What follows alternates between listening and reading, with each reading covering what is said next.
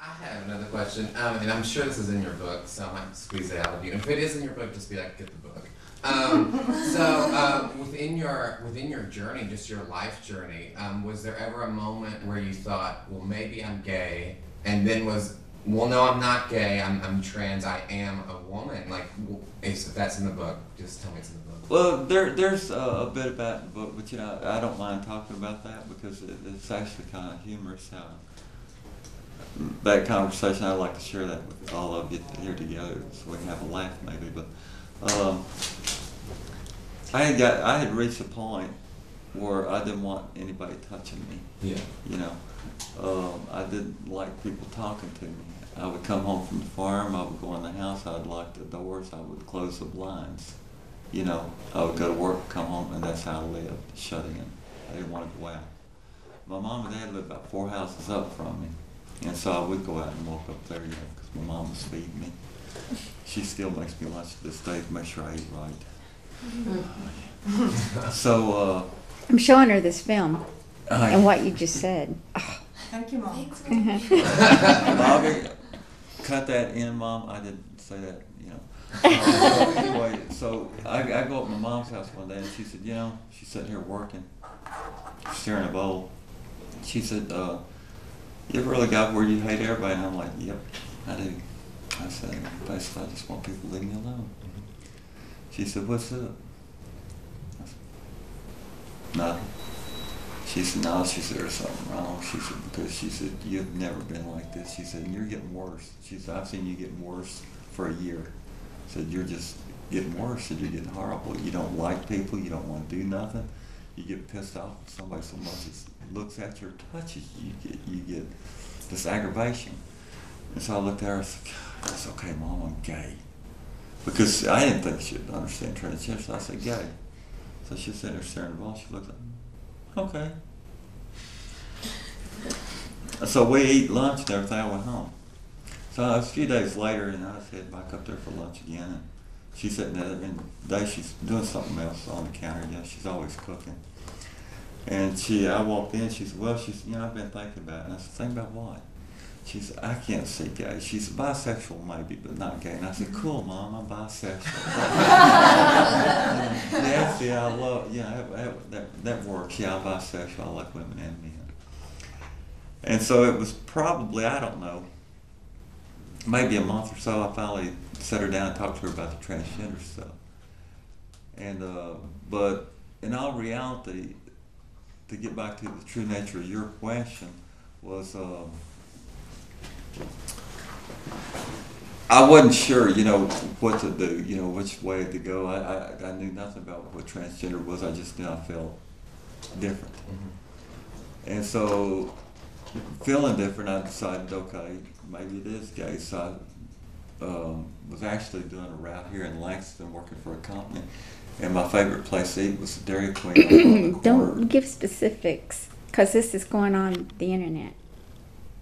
Thank you. Well, you know how to cut and paste. I know.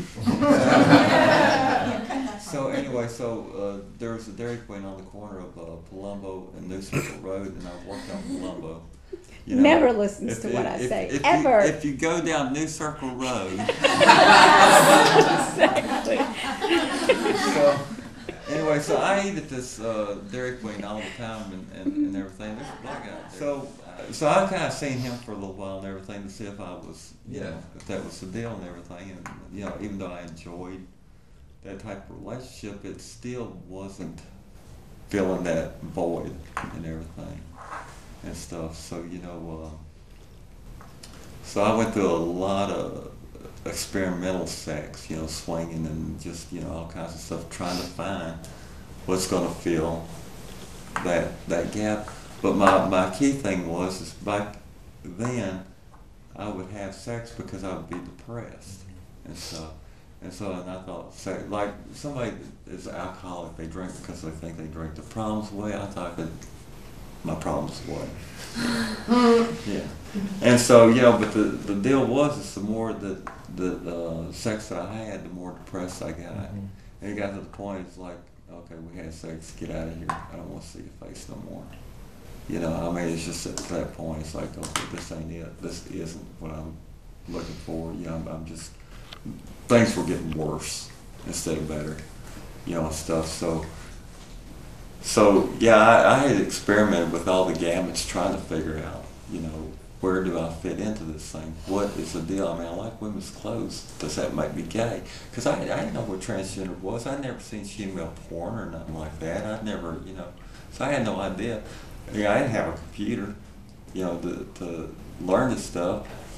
And so I'm going to stop there because actually I'm going to give too much of a Good, a question. I was going to ask, is that from St. Anne? Yeah, okay. Did you, since you essentially grown up there? I'm not telling you who I had sex with. No, no, no. I'm not telling you. Ooh, I like that answer. Well, you Now you're thinking maybe you should get together and see Did you ever meet Billy Johnson? Billy Did you ever know Johnson. Billy Johnson? Very quiet, but his parties were legendary. Because he had a birthday party every year. He was a Right. transgender gentleman who, well, depending on. Now, was this in for sales? In Versailles. What's the Well, age? What's the Oh, age? do you remember? He was in his. Let's see, he was in his almost 65 when he passed away last year. Mm. Wow. The restaurant where Rock and Go is, that was, I Uh-huh. believe it was Rogers Restaurant a long time ago. Anyway, he would rent that out and have these huge blowout birthday parties every year. But it was kind of quiet, and you know, I mean, everybody knew he was having his big parties. But I wish you could have known him because I think you would have been. I think you all could have been a great influence for one another. But he always felt trapped. Yeah. You know, because he raised me partially, or I feel like he raised me partially. He was my caregiver in the afternoons because my parents worked, and I was such a tomboy. We always joked, and I would always say, you know, he taught me how to be a lady. Yeah. Because my parents couldn't. But I taught Bobby. I was kind of wild. You know, I was just a wild kid.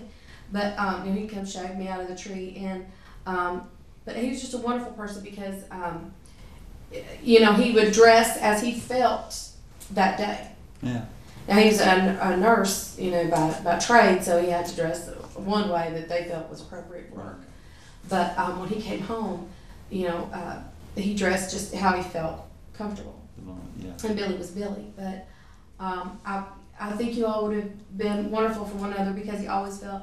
I think something that stands out to me is I got in trouble one time at school, which if you all had gone to school with me wouldn't surprise you, but I got in trouble. I got in a fight on the playground, which you know, he was always after me about. And I grew up in Paddock. Okay. Mm-hmm. Okay, on Paddock Creek, which we had a rep there. But Oh yeah. I started to move over there, and I said no. And they called him to come get me, and it always kind of broke my heart in a way because when he came to get me at school, you know, he wore his caftans. He was always so comfortable, and you know, beautiful caftans and beautiful. Caftans are big, huge, kind of like a muumuu, but like made of beautiful silks, bright Flowing colors, gowns. very flowing, very. Was this the 70s? 70s, baby. And he came to pick me up at school because they called, and someone had to pick me up. My parents were home, and he was so afraid of them, you know, not letting me go with him or to release me. He turned up in a three-piece suit Mm. Oh wow. because, you know, and I had never seen him like Yeah. that. I honestly didn't. I had always, you know, because I would play with his wigs and he would do my hair and you know, he did, you know, he taught me how he, you know, baby, you better act like a girl. This is how you behave. You know, things. But I almost, you know, when he came in, I almost really didn't know who he was because that wasn't him, Mm-hmm. you know. But he felt that he had to look Mm-hmm. a certain way in order, Yeah. you know, for me not to be hurt, you know, by other people. And I wish you could have known him, and I wish you could have known you. That's hang on. Okay. That's one of the key components that my therapist really had to crash down on me over. Because the deal was, is I spent my entire life as a protector of people, you know. And I don't mean by, I went to war, I was never in the military, I wasn't a police officer, I drove them crazy, you know, yeah, I told you that. But basically, what I mean by that is, I always felt like it was my job to fix people's problems. It was up to me to make everybody happy. And I was always last on that list, you know, I come last. What I needed was never as important as what I felt that somebody needed from me, you know. And especially when it comes to my mother, you know, and stuff, and I'm still that way with my mother. But my therapist really just had to finally tell me, said, look, here's the deal, you know, you have got to stop trying to make everybody around you happy and take care of yourself. For once, you need to be happy. So I figured, you know, she's right. You know, I mean, I've lived half my life already, you know, making everybody around me happy. It's my turn. So, you know, so basically, I would like to met him or her, either way. Unfortunately, probably during that time was a lot of hiding, being on the road. I was on the road a lot. I decided being on the road might be a good idea. So, you know, I spent a lot of time on horse farms, so like I say, coming home, locking myself in. So I didn't really for a long time associate with many people or anything. And so, unfortunately, I missed out on a lot. And so that's something y'all need to remember, you know, is if you choose to lock yourself away, you're going to miss out on a lot of it. Talking about people talking to me and stuff, it's what we don't a lot of times understand. It's just not the United States. I've had people in Iraq, Iran, and Egypt, and all kinds of places. Wow, you know, I have nobody talk. If people find out, they will shoot me. They will kill me. Yeah. You know, and so I've talked to people in Iraq, Iran, and a lot of them areas over there. Matter of fact, if you could look at the people who's viewed my fan page, I've been viewed quite a bit in that area. You know, and everything. So.